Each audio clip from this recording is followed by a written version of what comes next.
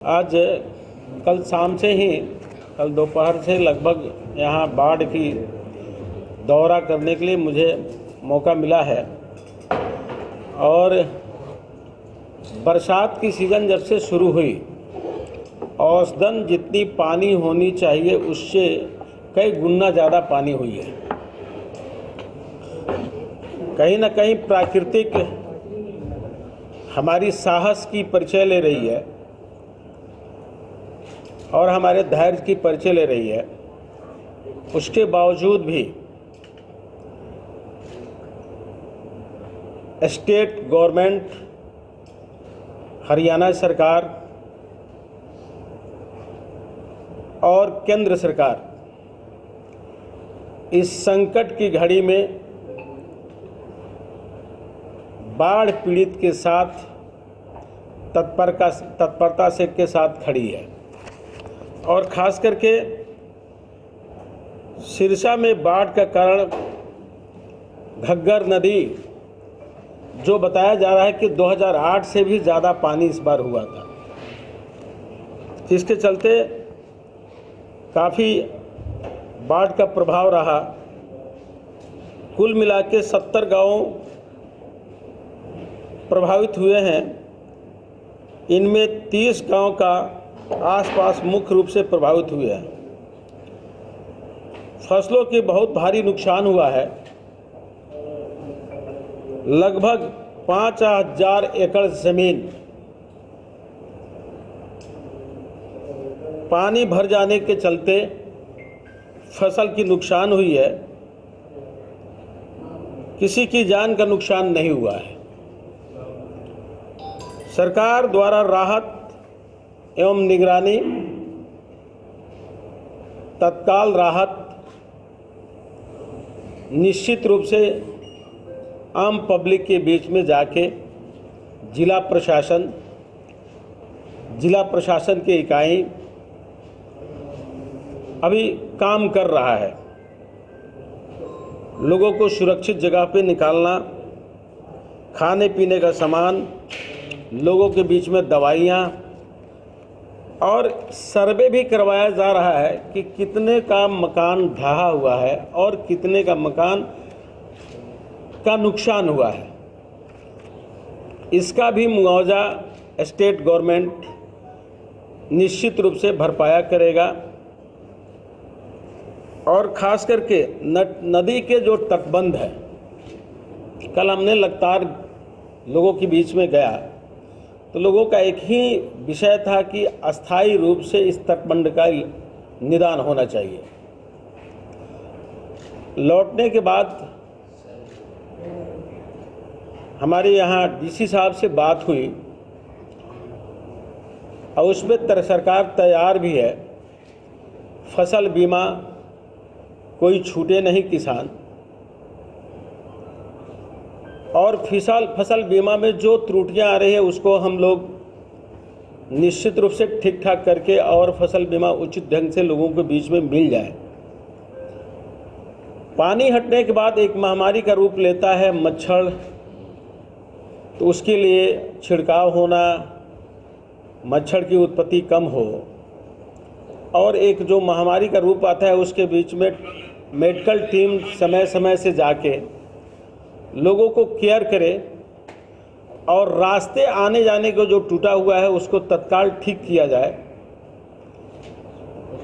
और बहुत जगह लोग मिलके सरकार के द्वारा और वहाँ के स्थानीय सरपंच के द्वारा, स्थानीय ग्रामीणों के द्वारा सहयोग से सरकार भी उसमें मनरेगा के तहत सहयोग करने के लिए तत्पर है। और इस सरकार भी नोटिस ली हुई है, लेकिन लोग अपनी फसल को बचाने के लिए उस बांध को भी ठीक कर रहे हैं।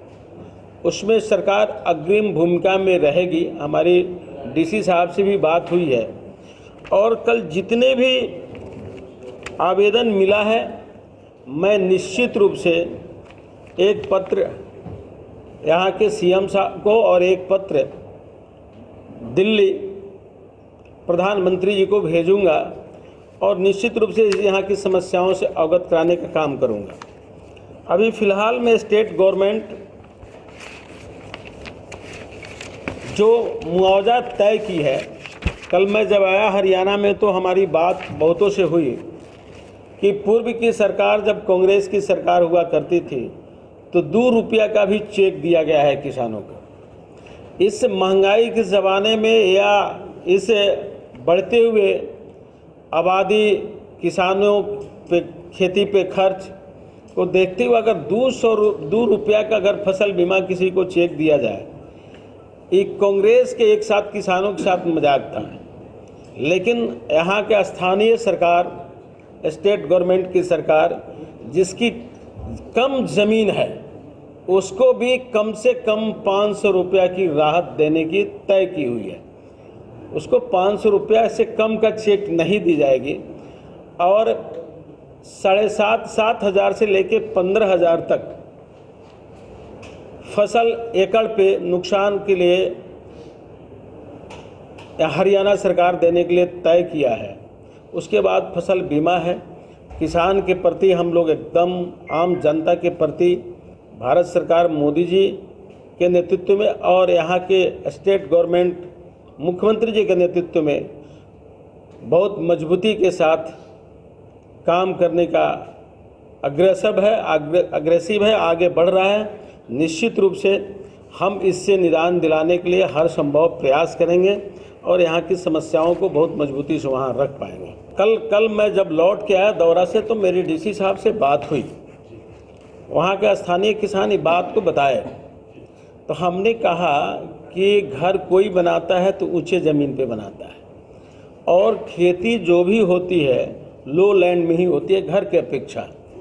तो बाढ़ के पानी घर पे जाएगा तो उससे किसान को घर की क्षति होगी, न कि फसल तो समाप्त होगा ही होगा। अब फसल बीमा फसल के लिए बना हुआ है तो इस पर डीसी साहब ने भी बात बहुत अच्छे ढंग से सुने और उन्होंने भी कहा कि इसका भी निदान होगा।